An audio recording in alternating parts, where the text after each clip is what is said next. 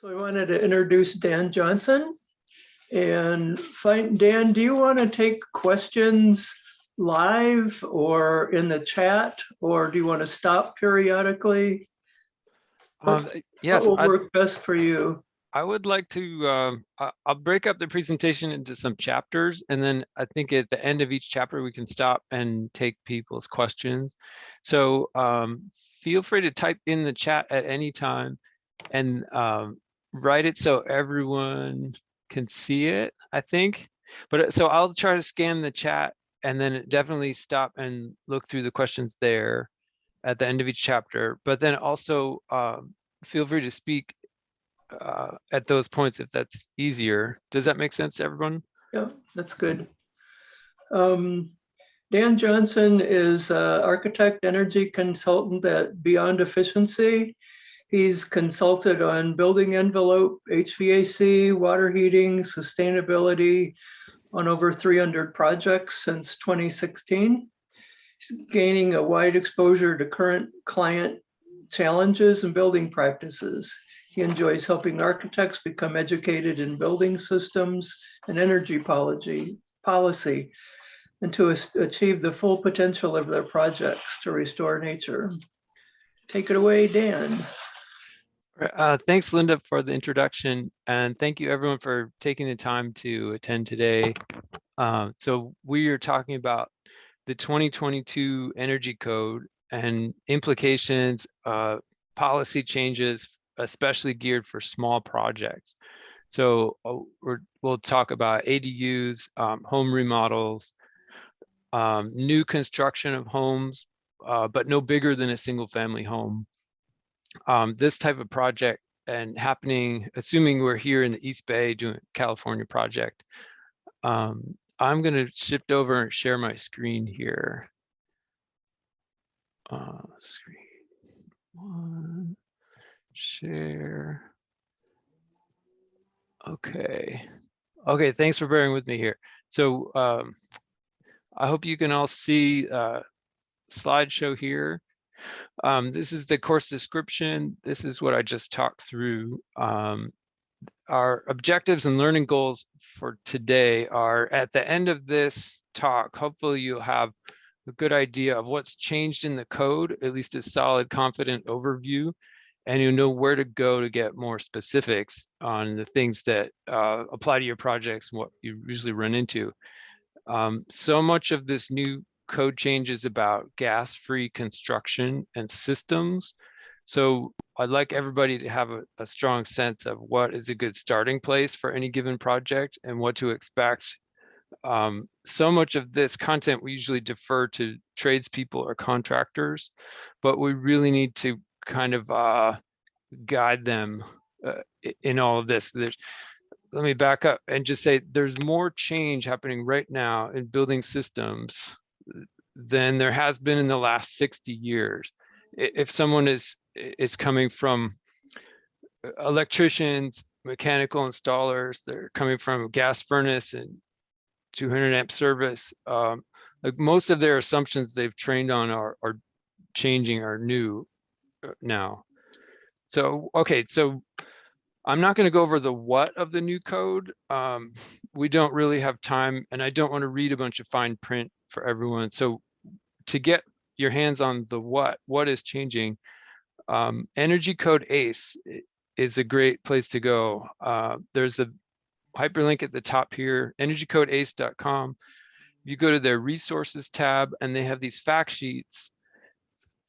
This one I have circled is fact sheet single family buildings, what's new in 2020. So they have a very good list of every little thing with the code citation. You know exactly where to go for more once you read their description. So I highly recommend this as the next place you go after this presentation. And then if you're the kind of person who has reads the code itself all the time and you have a code library on your own, to get the PDF of the forthcoming energy code, if you Google here 2022 CA energy code, it'll take you to the very first hit on Google will take you to this page on the Energy Commission website. And you can download here final express terms for part 1 and 6. And what that will take you to is a a marked up version of the energy code with everything new underlined and everything old crossed out. So you can see the changes word for word from the previous version. So that's a good place to go if you're already familiar with the code. Okay, so that is the what. These resources will explain the fine print better than I can here, but we're going to go over the how and the why. So now that you know what you're supposed to do, well, how do you go about that, and why are these rules happening to us? So as I mentioned, the new energy code really leaves alone all the insulation, envelope stuff, window stuff. It's almost entirely about system changes. So the mechanical contractor's role, the plumber, the electrician, it's often stuff that we don't design, but we need to give our clients good guidance on what they should be getting, what we should expect. We need to create space for this stuff, whether it's physical space or clearances to an electrical panel, for example. So here's a rough outline. We're going to talk about the new code really eases the requirements for ADUs, accessory dwelling units. The previous code created some stuff like mandatory photovoltaics on new homes, but they've gone back and said, well, okay, we admit it's not really cost effective for very small buildings. So we've got some new exceptions in there. Insulation, we'll go through insulation just as a reminder because there's no change to that. Then the bulk of the new code is gas-free construction. Like you can still put gas appliances into a new home, but they're going to make it really hard, rather expensive to do that because you have to put in all the electric infrastructure as though you don't have gas appliances. So it's going to cost the same or more as doing it electric. And then finally, we'll touch on electric service sizing. And at the very end, I have some pages of resources to go from here. Where do you go from here to learn more about something or get more content than what we can pack into this time? So that's the overview. And then before we go into systems or nitty gritty, this is the why part. Why is all this changing? Why is the code so heavy on systems right now and gas-free construction? Well, this is a map of carbon-free electricity production across the United States. And you can see the West Coast is blowing up in the amount of carbon-free electricity being produced. So Washington, Oregon have a lot of hydroelectric, that's the blue. California is up to 63% of the grid electricity is carbon-free on an annual basis. But half of it or more is solar power, because so solar power has this huge daily pulse of power and then nothing overnight. So obviously, but that affects the electricity prices, the structure of the grid, and the buildings are really kind of a pawn of the grid. They are so tied hand in hand together, and it's only getting increasingly knit together. So the energy code wants everyone to use electricity. We have so much free, clean electricity in the middle of the day that they want all these systems to be electric in order to then put more electricity onto the grid. We can't put more on until we use up what we've got. So this table shows this explosion of clean renewables on the California grid starting about 2010. And I had to paste on this future projection to the right and even shrink the graph to be able to fit this on the page. So this is also described as a conservative projection of future renewables growth on the California grid. So these rules are responding to this environment. This chart shows 1 day of solar production. Renewables production is from April 30th, earlier this year, when there was a new record set when it's highlighted here around 3 o'clock. Renewables briefly produced more than the entire demand on the California electric grid. So this always happens in spring when there's not much air conditioning and there's a lot of sun and a lot of hydro. But this was every year's record setting too, because there's so much new renewable power coming on. And this is the challenge now and the solution, where at midday, there's so much electricity that's clean and nearly free that we have to make use of that. And you can see in the afternoon, 6 to 9 p.m., it used to be hard on the grid when people came home or turned on air conditioners. But there's so many like battery backup plants coming on now that are focused on discharging during that time period, that even that time period used to be a problem is getting softer. So this next slide is taken from a presentation. E3 is the group that writes a lot of policy for California Energy Commission, or at least does the studies that inform the policy. And so the little orange squiggles here, this shows a little curve that shows the electricity price on an average day in each of the 12 months as you go across. And you could see each one, there's a dip in the middle of the day when electricity was clean and less expensive, and then a spike 6 to 9 p.m. Now we look at the blue squiggles. That's the new energy code that's about to come out, is based on these blue squiggles where it says, whoa, now there's a real dip in the middle of the day when electricity is so clean and cheap. And even the spike at 6 to 9 p.m. has diminished somewhat. So I went through all this to kind of outline what's happening behind the scenes that's shaping some of the things in the new code that we may see as counterintuitive. Like, I can run on an electric resistance water heater now. Like, what? This used to be completely banned. So when things like that appear in the code, maybe this will give some context as to why that's happening. Why don't I stop there? Anyone have a question so far? Okay, I can't see the chat from. Oh, yes, I can. Okay, yes, I will be emailing the slides out. Yeah, a lot of the slides have links in them or web addresses. So unless you're retyping it by hand, that's hard. But at the end, we'll send out a PDF and you'll have this all as a record plus the links to the resources. Okay, great. So the next chapter here we're diving into is how are they easing the requirements on ADUs and other small homes? So this is great news for a lot of people's projects. Let's start right into it. So solar PV is required on new homes, prescriptive on new homes. And it used to be, even if you were building a 10 square foot ADU, you would need to put solar PV on it and the whole system. But now they're saying, well, if you do the calculation, your system comes out to be less than 1.8 kilowatts, then we'll just waive the requirement. So this is good news in a lot of cases. And the chart here that we're looking at shows 4 different Bay Area climate zones versus home size ranging on the left from small to big on the right. And it's showing that for most homes, generally less than 1,000 square feet, there's no solar PV required anymore.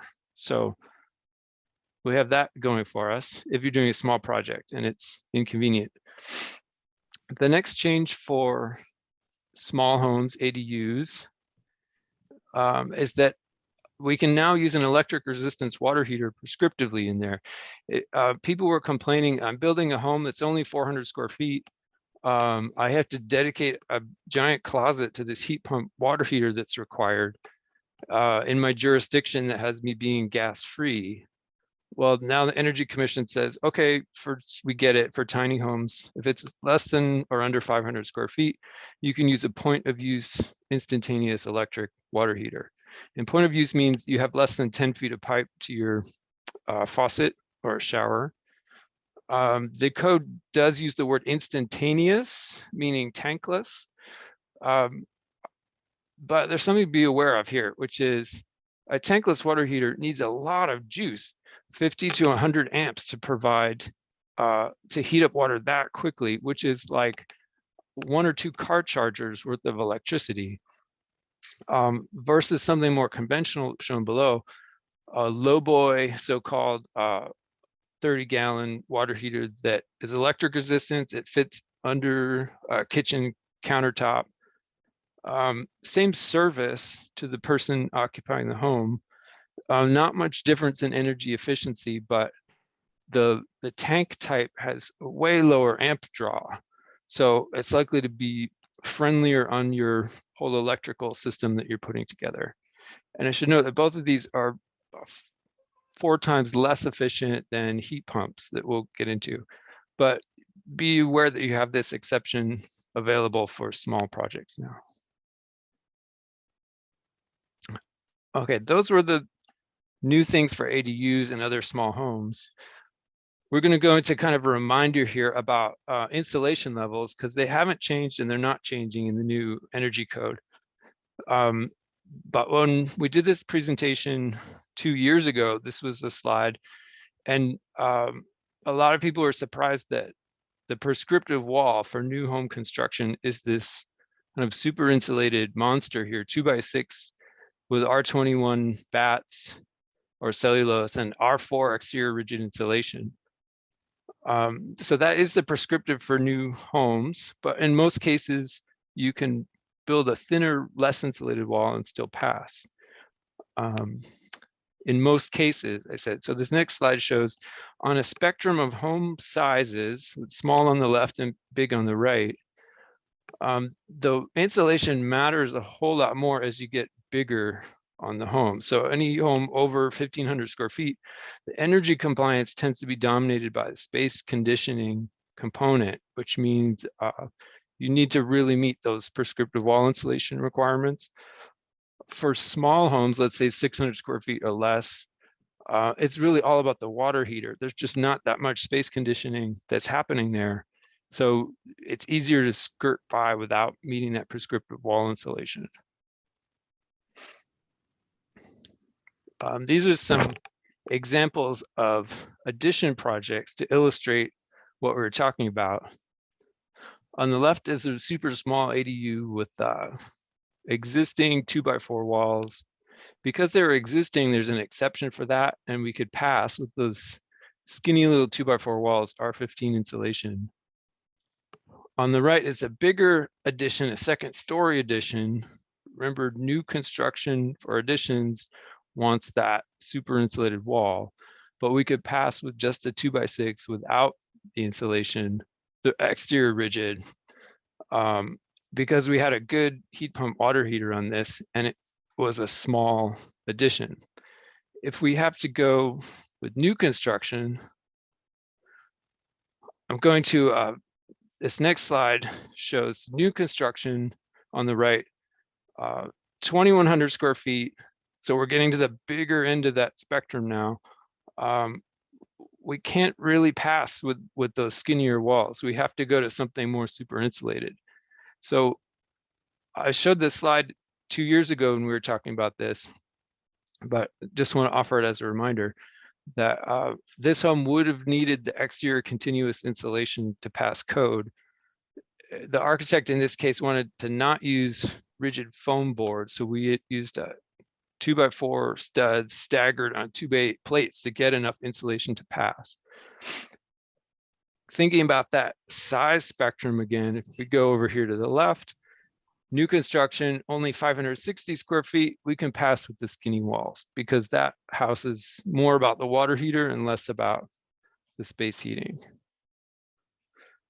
Are there any questions about insulation levels and this spectrum or continuum from small homes to big homes before we go on?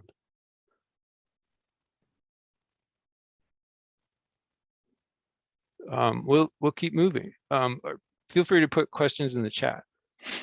Annie in the chat says, who's evaluating the electrical needs? That's a great question, and I'll come to that towards the end. I have some content on that. Okay, great. So this is the last thing we'll say about envelope. We're working with architects that we partner with to try to get foam materials out of construction, rigid foam board, spray foam, because every new thing we learn about them is worse than what we already knew. I mean, they do a good job as insulation, but we have chemicals of concern. We have now microplastic crumbs from these things making their way into the watershed, just irretrievable pollution there. So the alternatives are still under development, but I would urge you to explore this kind of content for your insulation. So I mentioned we did a similar presentation 2 years ago talking about the energy code. And I kind of look back at those slides and I've red marked them to what's new and what's changed. 2 years ago, we said you can't use tankless electric water heaters. Energy code doesn't allow it, but these are your other electric water heating choices. Now, funny thing enough, here we are in 2022 code. I've red marked this slide.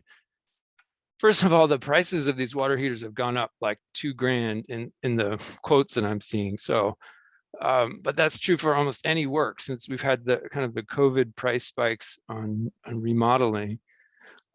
If we go to the top right here, this solar water heating combination is of course still allowed, but I haven't had any projects at all in the last 2.5 years doing any kind of solar water heating because it still works, but the other options have kind of superseded this in terms of cost effectiveness and simplicity. And then the bottom right here, electric resistance is back. So as I mentioned before, if you have a small home or addition less than 500 square feet, this is now a code acceptable option if you set it up with less than 10 feet of pipe. But I also mentioned that warning on the amp draw of these tiny tankless electric water heaters. So that's something that we're going to wrestle over for 3 years, and then they'll revise it in the next code to try to make it right. The other options I'll describe in this next slide. Okay, this chart is meant to show, so you've got all these electric water heating options that meet your jurisdiction's requirements for gas-free, and they also meet the new code for gas-free, new energy code. There's a split heat pump on the top row, unitary heat pump, which is the all-in-one, and then the new electric resistance options on the bottom. And most of you are probably already familiar with these from your work in the last year or two. Since Berkeley, Oakland, almost every other Bay Area jurisdiction has come out with some kind of a gas-free mandate for new construction. If you've been mostly working on remodels, maybe you haven't encountered all this hardware yet. I'll just say briefly, in the last 2 years, the split heat pump on the top is fantastic, but you need space for this outdoor unit visually and physically, and then it tends to run expensive. But the interior tank is just a bare tank. It doesn't need any venting, so you can stick it in any closet. So that's kind of the advantage driving the use of this machine on the top. The second one, installers are getting more familiar with this now, so pricing is more predictable, but they do produce cool air, and some of them have been noisy. So we're trying to mitigate those problems. The best place to put it is a closet that has a door that opens to the outdoors and not into the home. And finally, electric resistance, we've talked about a bit. Amps, it does fit in a very small space, and you probably want to put it on a tiny water heating load, or it'll be expensive for your client to operate that. There's a question, are the electric heat pump water heaters still very noisy? Well, the top row is so quiet you don't even know when it's running. Number 2, unitary heat pump, we specify Rheem, but the A.O. Smith is also good. Rheem had some trouble with noise in a certain model run from during a short period of time, then they changed up their machine. So a lot of those noisy models are out in the wild as far as I know now, but I've heard that the new production is quieter, but that's all I know. I would say you can't rely on it being quiet, and you have to mitigate that sound somehow. And well, I can offer more detail on that at the end. Here, now we're showing some screenshots of what do I mean by an outdoor closet? Well, on the left is a closet that's like a little shed attached to the side of the home with a closet that opens out right on the bathrooms. On the right is the top corner of an ADU plan, and it shows a closet that's recessed into the home, but again, with the door that opens out. And then this demising wall would be insulated for sound. There's a question, is the A.O. Smith condensing gas water heater no longer allowed? It was very efficient. Gas water heaters are still allowed. So going back to the context, the statewide level, the Energy Commission can't come out and say we mandate gas-free construction. And they can't do that for political reasons. So instead, they're saying you need to put in everything that would make this an all-electric home, right down to the receptacle that the electric water heater would plug into. Once you've done that, yeah, if you want to put in gas, we'll penalize your performance score, but we can't stop you from doing it. So yes, a gas water heater is still allowed in most cases, but you'll still have to put in all the infrastructure for an electric heat pump water heater, including a space, a footprint for it, 3x3 or something in the details of the code. So they're trying to encourage everyone to make the shift. Let's keep going. We've just covered water heating. We're going now into ventilation changes for the new code. So the first part of ventilation is cooking range hoods. Now, hopefully everyone on here knows or has caught the news stories that gas cooking is harmful for everyone's health. That's pretty much been established unambiguously. But again, because the Energy Commission can't mandate that everyone gets rid of gas cooking, they're instead controlling the range hood that gets installed over cooktops. So we have the same requirements as last code cycle.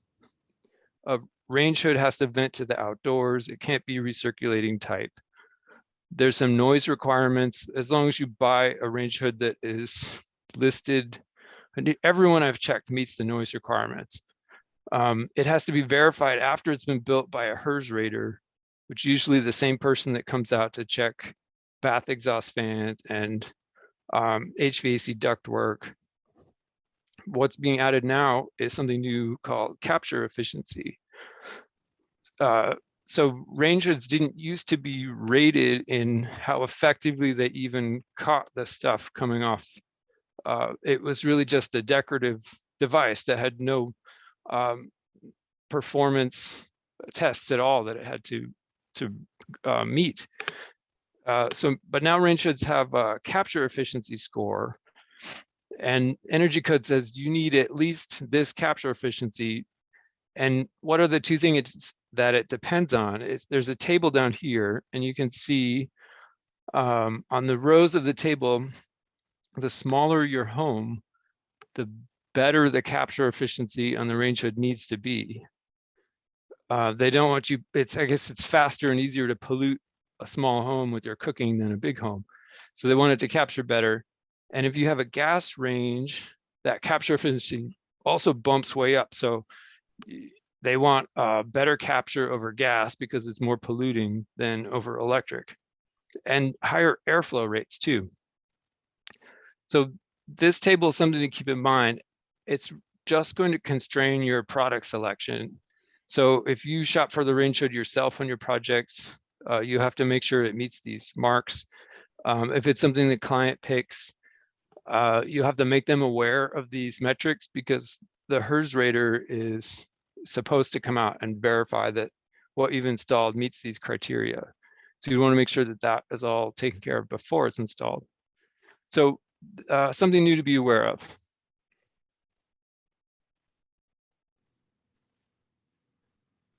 There's a question, how do they determine the capture efficiency? And island hoods are a different situation, and they're often way above the CFM in the table. I think maybe by island hoods, you mean like a downdraft hood that goes into an island. Donald's clarifying. Capture efficiency is so new. I'm not sure how the manufacturers test their machines to get that score, but it's something that we're all looking into at this point. But there are different requirements for downdraft hoods. Any hood that its minimum speed is something really high, like 400 CFM, doesn't have to qualify for the noise criteria that I know. And then Donald means a hood over a stove on an island. They often hang from above, right? So the air dynamics from that, a hood hanging in space, are different from a hood that has a backsplash behind it. I'm sure that would affect the capture efficiency. Capture efficiency measures of all the stuff that is coming off of your cooktop, how much of it actually gets sucked into the hood. So if a 50% capture might mean that only half of the grease gets sucked into that thing, the other half just goes into the room. Not grease alone, but also pollution that is visible, we can't see. So there's new research that we all need to do here to make sure we've got a good range hood. So I'll leave it at that and go to the rest of ventilation, which this was, when did it become mandatory to have continuously running exhaust ventilation? It was 2013 or 2016 code. But that's where we were. This is a slide from 2 years ago showing what's your minimum whole house ventilation you can legally provide. That's this first row. You take your bathroom exhaust fans, you run them continuously at a low level, and they're built and designed for this. And your source of fresh air in that case is leaks and cracks. That's where the makeup air comes into the house to replace what's being exhausted. A better solution, also meets code, is get some control over that makeup air and supply it into the home with a dedicated fan that's pulling air through a filter. So a lot of these issues got more traction once we had these bad fire smoke situations around here. People became more aware of the outdoor air quality. When we started specifying, all of our outdoor fans have strong filters on them to take out smoke particulates, odor. The energy code, the new 2022, has mandated that any outside air brought into the home needs to have a MERV 13 filter on it. So mechanical requirements that, how does this come into play on your projects? Most of these projects are sold, products here are sold on the national market. National market doesn't have anywhere near the filtration requirements that California has. So if there's a slot on the machine for it to take a filter, it's going to be a weak filter, like the one that the least common denominator for the national scene. So you try to put a good filter in that little slot and it's undersized. So for a lot of HRVs, heat recovery ventilators, we end up putting an external filter box on it. Even forced air furnaces, we end up doing an external filter box that can fit the massive California filter on it. So the thing to keep in mind is maybe allow more space to put an external filter on these things. So I'll leave it here. The best ventilation, which you'll pay for, but the best is a ventilation system with heat recovery, which takes the cold drafts out of it. So you can run fresh air into the home in the wintertime. It's 40 degrees outside, but you won't really feel much of that draft because the air has been tempered or preheated before it comes into the home. So for that reason alone, we like using these heat recovery ventilators. So what's new in the last 2 years? Well, COVID and becoming aware of indoor air quality as it relates to health. So one of the big things that we learned on how to assess a space for COVID risk was, what is the CO2 level in that space? This little meter is a handheld portable battery device that it's measuring the carbon dioxide content of the room in parts per million. So if you're following climate situation, you know that outdoor air is like 415 parts per million carbon dioxide. Before humans started messing with the air, it was down, if you look at this right-hand scale here, around 280 parts per million. If anything above 1,000 parts per million starts to affect human health, cognitive impairment above 1,000 parts per million CO2. So this little gauge is just sitting on the kitchen counter at my house, and it's measuring 14, 15. I'm like, whoa, this is not good. It even lights up the red dot here. So in the context of COVID, this means that a large fraction of the air in the space has been breathed, exhaled already by someone. That's why the CO2 level rises, because we're filling the space with our breath, our exhalation.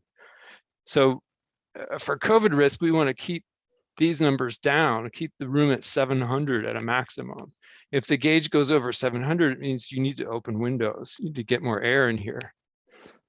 So in the context of ventilation now, we're looking back at this and saying, oh my gosh, all the spaces that we thought had good air quality, we can see exactly what's happening now with these gauges and realize that it's not great. So this is a leaky house, like an old 1920 house with very few modifications. It's what we would call drafty. It's not a tight house, but it's not leaky enough to give us good indoor air quality. And then we go to a well-built house. This is a trip I took to a client's home. I came in with my gauge, and it's off the charts within a few minutes of being inside there, like 3,300 parts per million. So folks inside there don't know it, but they have cognitive dysfunction with CO2 at this level. So it makes a case for, like, please open some windows or get good ventilation in here. And I think the codes have not caught up with this yet, but this is what we're seeing in the last couple of years, and the codes will catch up. Not in this code cycle, there's no changes to the rules, but when you're thinking about your clients' homes and their bedroom air quality, something to keep in mind. So in parallel to the COVID situation, there are 3 or 4 studies that I came across about the effects of CO2 on sleep quality. So this is a table from an ASHRAE study that shows effect on sleep quality at various CO2 concentrations in the bedroom. And each of these locations studied had a good ventilation setting, which is the blue dot, and a poor ventilation setting, which is the yellow dot. And at the poor setting, there was objectively measurable impacts on sleep quality of people in the study. And they all fall above 1,000 parts per million.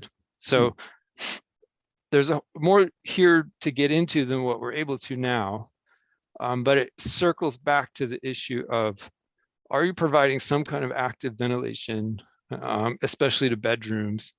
And the code doesn't provide enough guidance at this point, but there are best practices you can look into.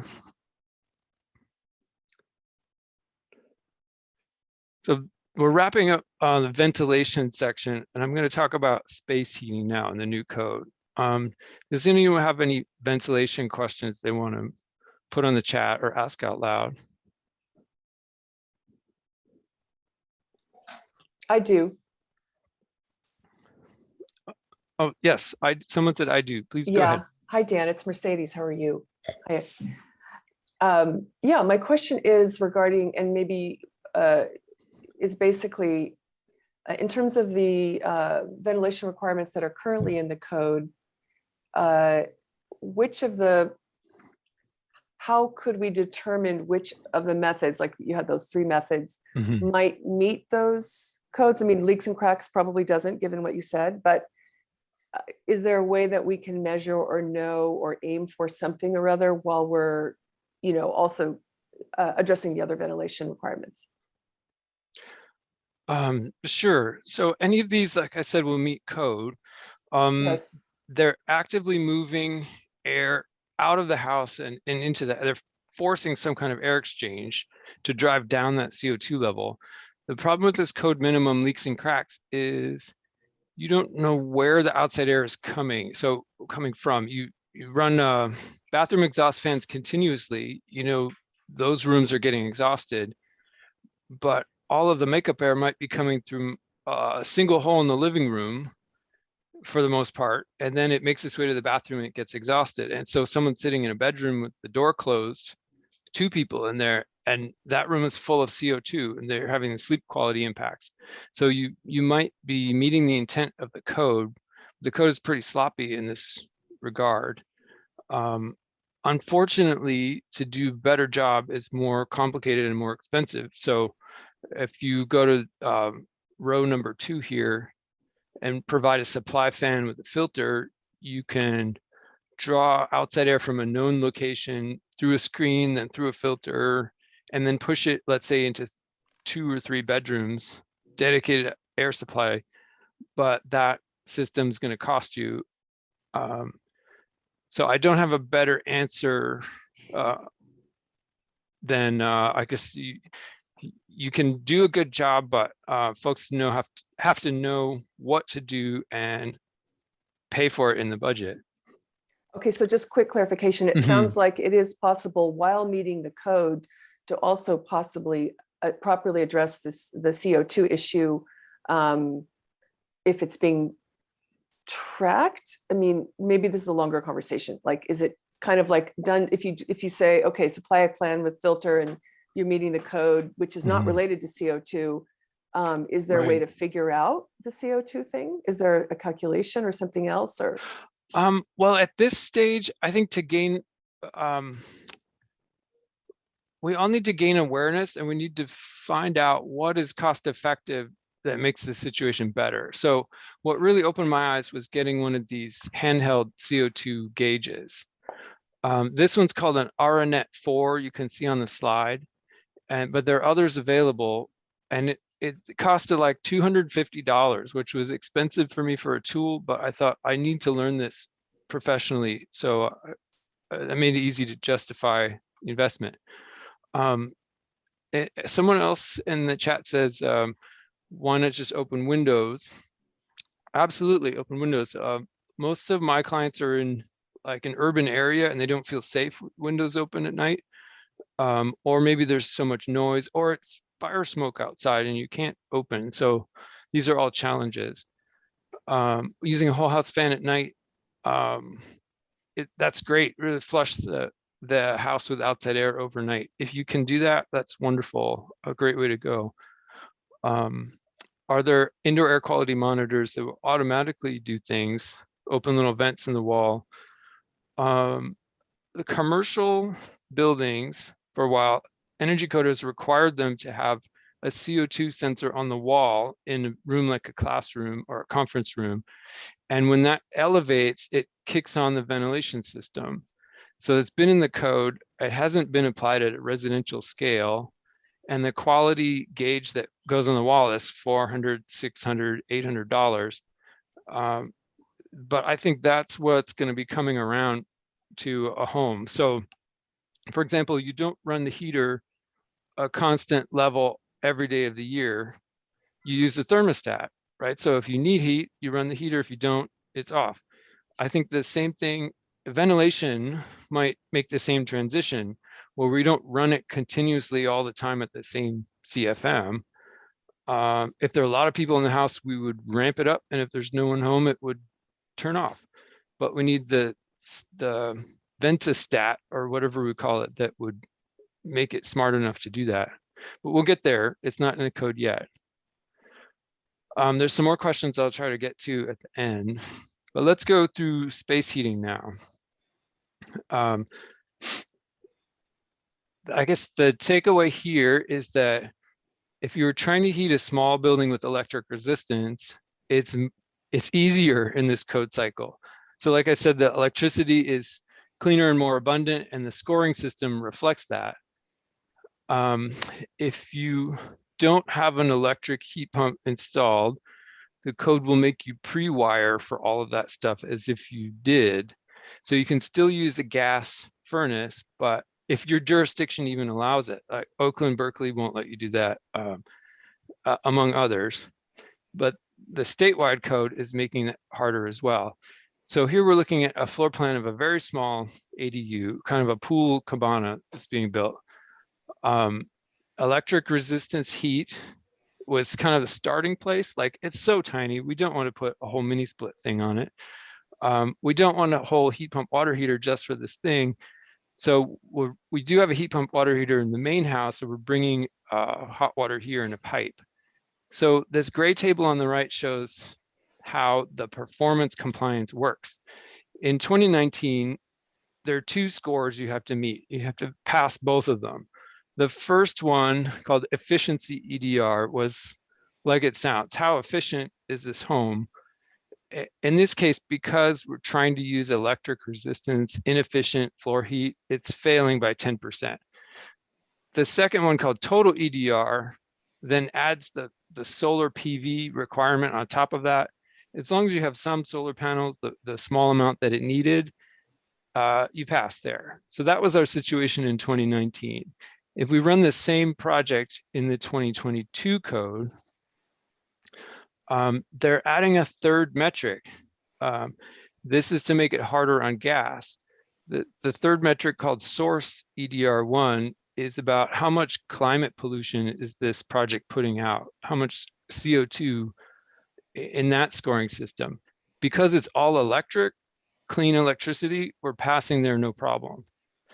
But take a look at what happened to the other 2 categories. They remain the same, but we're only failing by 3% now on that electric resistance heating. It got easier to use electric resistance heating. If we did some other goodies on the home, like heat recovery ventilation, we might actually pass on that column. Or we changed the glazing from, let's say, a big roll-up garage door to some more conventional French doors with a better U value, then we would pass on that. So the new code is almost easier as long as you're all electric. The third column here, if you remember, one of the very first slides I showed was if your solar PV amount comes out to 1.8 kW or less, we'll just waive it. So on the third column here, we could actually pass that with no PV now because we've waived it for a small project. I hope that's clear. I'll show, as we grow this home now to be bigger, we might want some cooling.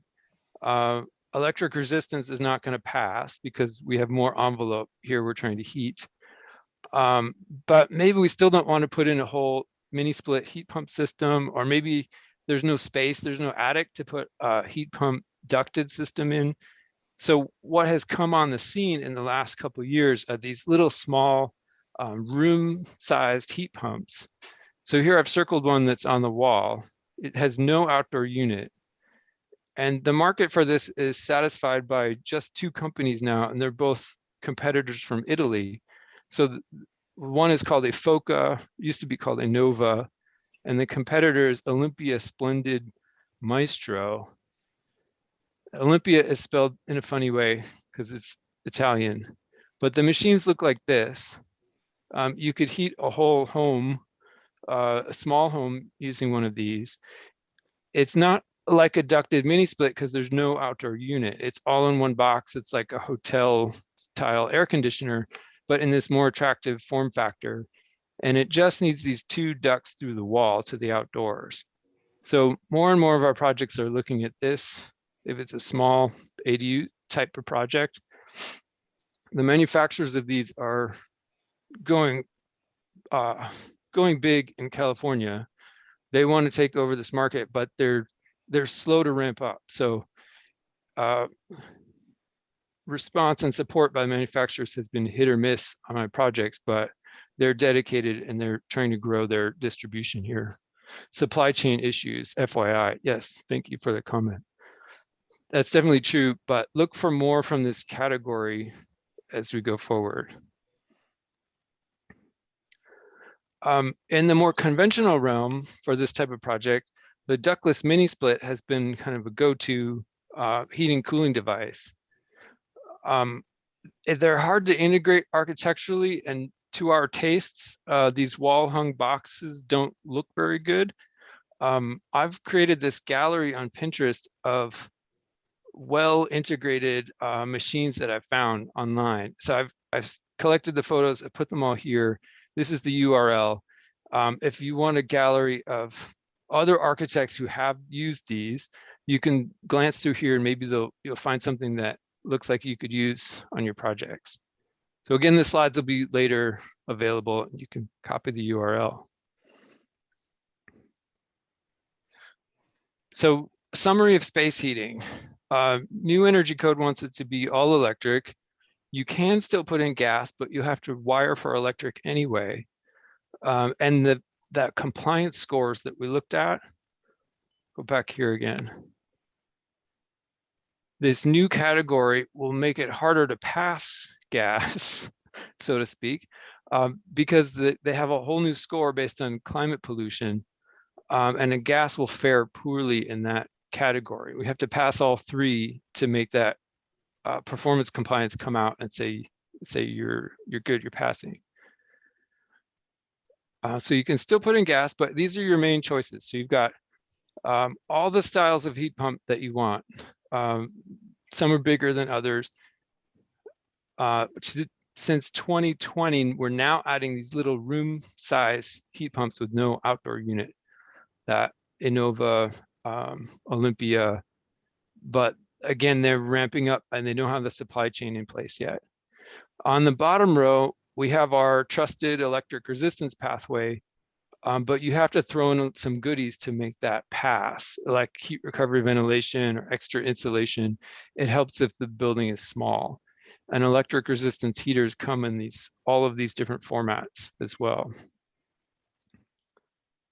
So what is best for your project? Like I said, electric resistance in the bottom row, it's hard to pass if the building is very big because there's so much heating work to be done. You can have an inefficient heater on tiny projects and it's okay. But again, there's no cooling. So if you want cooling, then you're into the top row for heat pumps. And it's just a question of what size. There's a question about kitchen remodel. If it's a gas kitchen, do we have to wire for electric? I'll get to that in a few slides. Thank you. Another question, do these small Italian room heat pumps have AC? Yes, it's heating and cooling, and it's a heat pump, so it's really efficient, and the code will love it.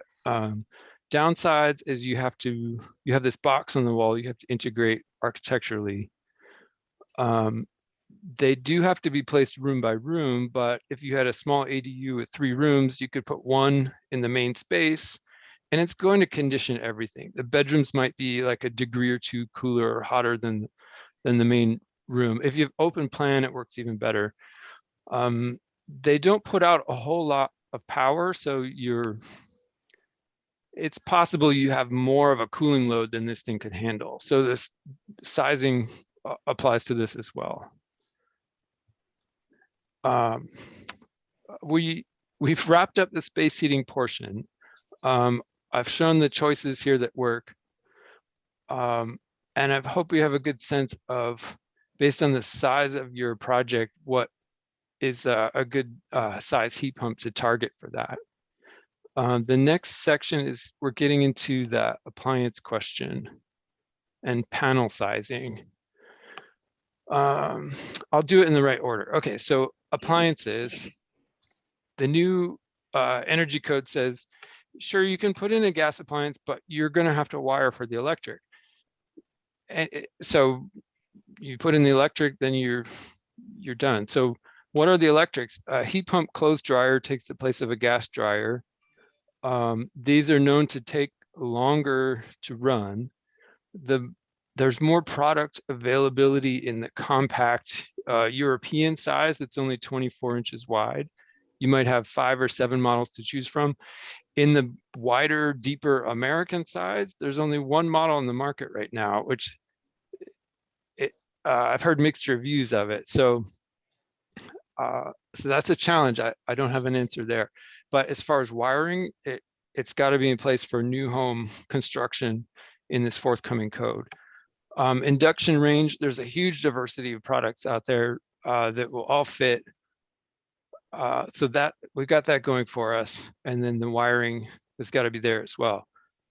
These are big circuits typically. So In this picture of an electrical panel on the right, that orange wire heading out, it would be the one going to the induction range or the heat pump clothes dryer. And if you put in gas appliances in a new construction home, you will have to run that orange wire regardless of whether you have the dryer or not, the electric. There's an asterisk here that says, also keep in mind that gas appliances won't even be sold around here starting around somewhere around 2029 to 2035. Like 7 to 13, 14 years from now, they'll be off the shelves. And that's based on forthcoming legislation from this at the state level, and the California or the Bay Area Air Quality Management District is also saying, just based on pollution emissions alone, we don't want gas appliances anymore. So let it be known. The only thing in question is the timeline now. Let's go back.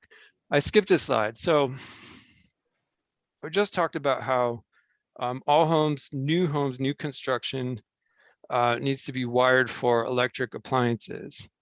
There's another requirement that says it also has to be wired for battery storage. So you may have clients that are doing a remodel now and they're putting in a home battery system, either to cope with these public safety power shutoffs, or for other reasons to have battery backup. Sometimes it makes the solar PV more cost effective if you can store some of it at your house and discharge it later. So the new code is not mandating batteries, and it doesn't give credit for batteries either, but it is mandating the infrastructure to do a future battery backup system. So what we're looking at on the screen is a full new electrical service, new solar service, new battery backup. The batteries are off the screen, they're somewhere else, but we need all of these little boxes now to knit all of those systems together. The new code really only says you need a main panel and you need a backup panel. The backup panel is the little one to the right. It doesn't have to be installed as part of your new construction, but you need space for it. You need a raceway for it. You almost need it de facto. Space might be the biggest thing. And let's think about that in the context of a remodel. If you're remodeling a home, it has existing 100 amp service, you say, or your electrician says, hey, you're putting in that new electric water heater, that new electric range, we're going to have to upgrade the panel to a 200 amp.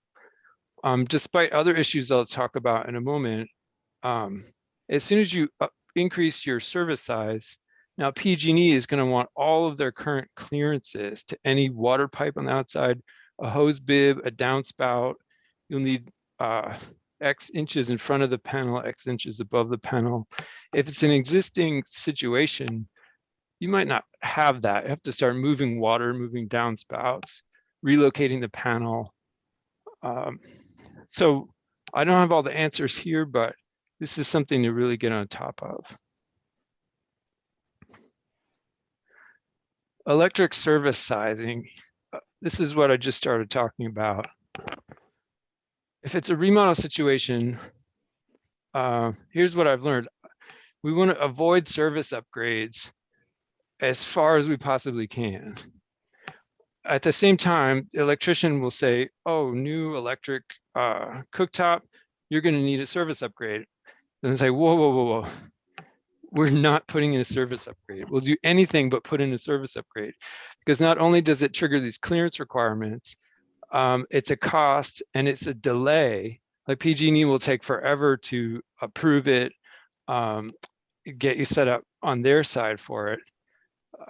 And it kicks new infrastructure requirements all the way up the grid. So if every home on the block gets a new 200 amp service from an older 100, now their transformer is overloaded, on paper at least. And now PG&E needs to build a new transformer, build a new distribution thing, and then take those costs and then redistribute them to everyone in the form of higher electric bills. So we're going to shoot ourselves in the foot if we start upgrading panel sizes everywhere. And it will make the electrification challenge here even harder. So there was a question I noticed earlier in the chat. Who does the calculation or something to that effect? Who's going to add up these things and say whether or not I need a panel upgrade or not? That's a really good question. So the electricians are not great at that. There are two calculation methods in the energy code. And this is an area that is undergoing a whole lot of work right now. The best I can say on this topic, do you need a panel upgrade? Do you not? The best reading I could focus you to would be this Redwood Energy. Go to their website, redwoodenergy.net, click make use of our extensive research, and then go down and get this pocket guide to single family electric retrofits. And they'll spend 2 or 3 pages explaining the ins and outs of what appliances you have, how that affects your service size. And then they have some example sizing calculations here where they even show the panel layout. So here they're saying, yes, you can do an all electric home on 100 amp service. Here's a 2,000 square foot home example. Here's how all of those things would key into the panel. Your heat pump dryer, even an EV charger is going on to here. So there's not enough time to go into it now, but these resources are out there. And this is something that you can show to the electrician and the contractor. Here's how to do it. Someone has a question, do electric cars fit into any of the energy requirements?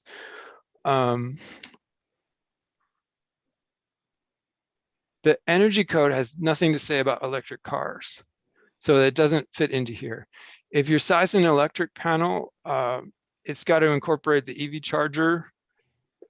Yes, and if we go back here, if you're trying to lay out space on the wall, if this is your design challenge, where does the EV charger fit? So that's also something to think about. Cal Green has a lot to say about EV chargers and also your local jurisdiction. So they probably have a reach code that says you shall install some kind of EV charging capability if it's a new home. And Cal Green also has that. Cal Green is Title 24, Part 11. I'm dipping into the end of the slides here to go to these resources. So to find out what the local jurisdiction requires on top of all this, this is the site I would go to, localenergycodes.com, and then scroll down and click on this, where in California have reach codes been adopted, and it'll take you to a map, and you can zoom in on the jurisdiction you're interested in and click, and it will tell you their current information. So they most likely say you need such and such car charging, but it's unrelated to the energy code. It's part of these other layers. So it's 1:15. That's kind of the end of the presentation. So whatever time we have left, I'd like to go through questions that people have. And either type it in the chat or ask it out loud. I'm trying to get my chat window back here.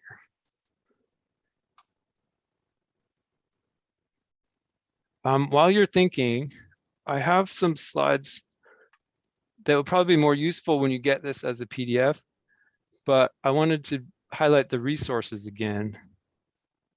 I have a question, Dan, when it's convenient. Okay, yeah, Donald. When I look at these regulations, I can see how what you might say the environmental performance of a house that is being built from scratch, and in some cases remodeled, is dramatically above average or what is traditional. What I wonder is this, in the US, there's about 143 million dwelling units, and roughly 2 million get built each year, which means that in 10 years, you get about 20 million, which raises it to about 163 million. which means the environmentally highly successful portion of that grows by about 12%. So I guess my question is, what is the expectation that these rules will have a measurable effect in a short amount of time? Good thinking. It's if I could paraphrase, like new construction is a really small percent of construction, and our turnover rate on homes is especially slow. So what's that going to do, if anything? It's just a small percentage change on the newest of homes. But what I've heard on that topic is, for a lot of these products and systems, the new construction market is a big part of their work. So the requirements for new construction, or another way to say this, the manufacturers know that the requirements of new construction are going to trickle into existing buildings eventually. And they know that they have to manufacture products that can go into new construction. They want those same products to go into existing. They don't want to make two things, like a crummy version and a good version. So by setting tougher new construction requirements, it's affecting all of the products for sale, because they have to work in both scenarios. So what's coming later through momentum and cultural change is that if any gas furnace that needs to be replaced, although it's not required in this code, the installer says, oh, I've got heat pumps here, let's put in a heat pump. It's great, it meets all the new requirements. So that's what the code officials are driving towards, but they can't come out with that with a sledgehammer the way they are for new construction. That's my interpretation of what's going on. And in addition, the air quality boards at the state level and the local level are working in this direction too. They're saying the gas stuff is just so polluting, we can't have it on store shelves anymore. And that goes for leaf blowers, go-karts, like anything with a small gas engine, or cooking stoves. So they're kind of trying to create a policy path to have only electric stuff on store shelves from now on. So that's going to be a huge change.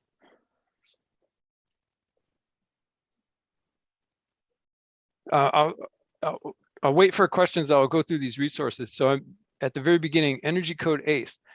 If you want to know, well, what is the nitty gritty? What does the code actually say? Go to this site and get the single family buildings, what's new in 22 fact sheet. It's better than I could do. That's where to get it. Redwood Energy Research, I mentioned. If you're having a panel sizing, panel upgrade conversation, get this pocket guide to single family electric retrofits. And that's the best resource I know of on that topic. What is a circuit sharing device? That was a question in the chat. This guide goes into detail on that. It basically is an electronic widget that you plug in, and it will only serve one device at a time. So I can plug it into my electrical panel on a single 40 amp circuit. And from that circuit sharing device, I can either serve my oven or my car charger, but not both. So I set the priority for oven. And then if I'm cooking, it'll interrupt the car charging and only serve the oven. So it makes sure that that circuit is not overloaded, and I can serve devices that of my choosing, but things that are not going to really be overlapping. If it's the middle of the night and I'm charging my car, I'm probably not cooking. So you can choose these pairings, but the idea is to spend less money and have less hassle than a panel upgrade by pairing things using a circuit sharing device. And this I showed is the type of example that's in that Redwood Energy Guide for a retrofit situation. Which of all the resources I know of, this would go the farthest to helping the electrician get on board with what you're trying to achieve. I haven't talked about this. It's a good link to know about. Project Sunroof is a Google affiliated website. You type in the address of your property and it does a solar analysis of the roof and does some solar PV planning for what you could put on the roof based on that. But I imagine for more rural sites, it might not have it mapped out. It's good for urban areas. Gas-free mandates for new construction.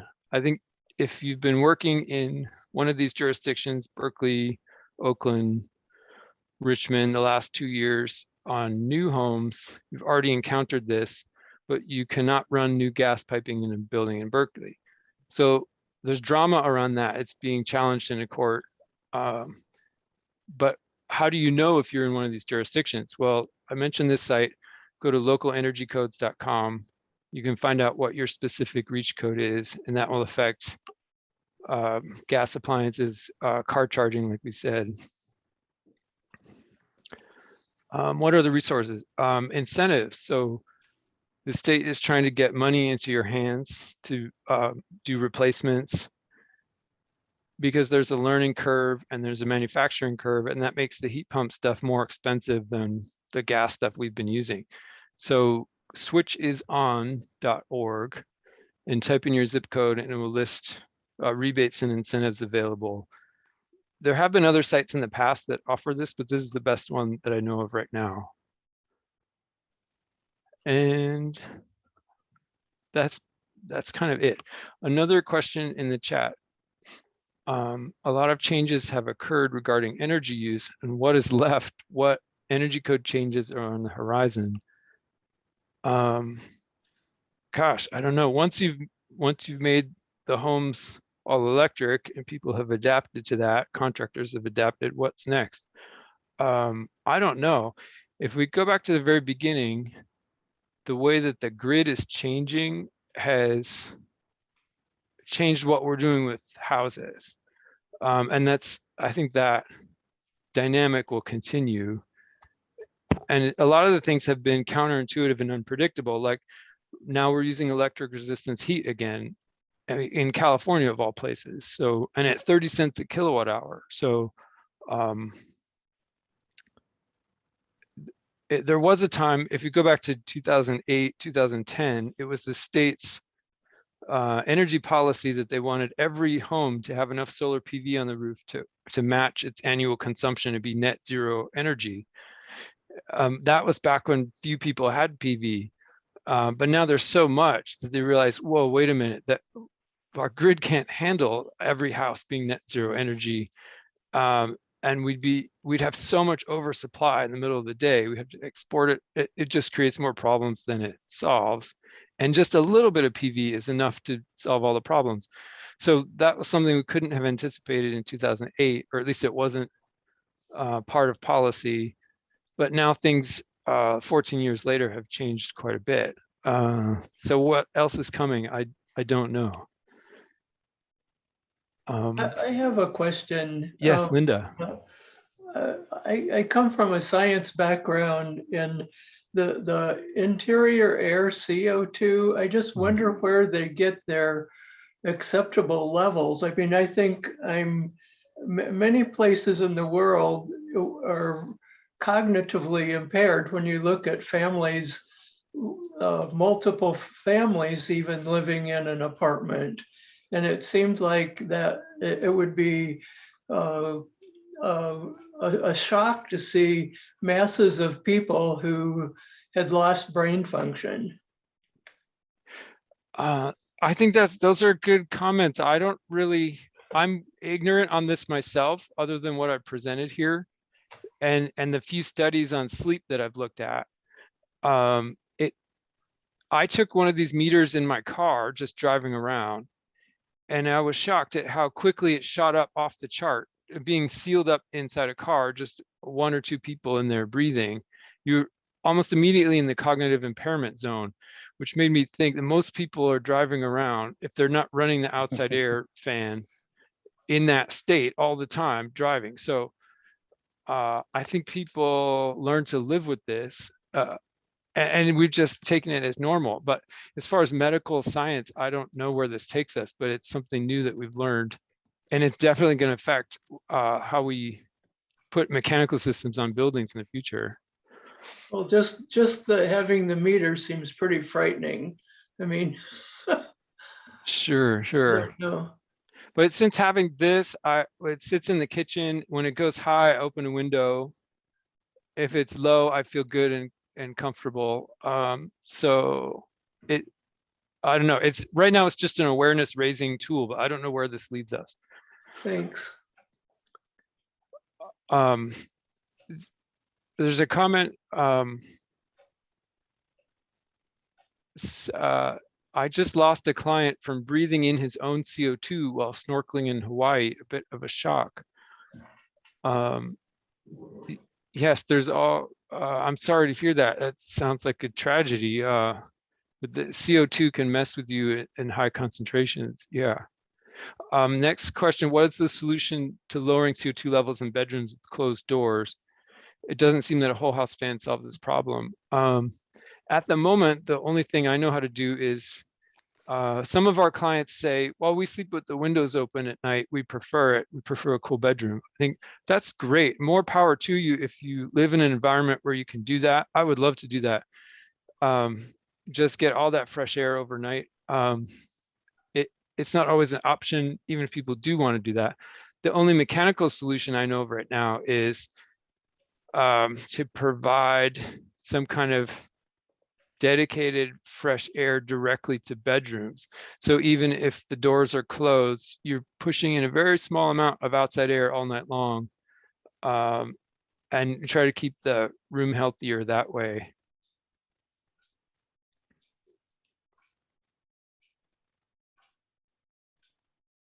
Well, we're coming up on 1:30.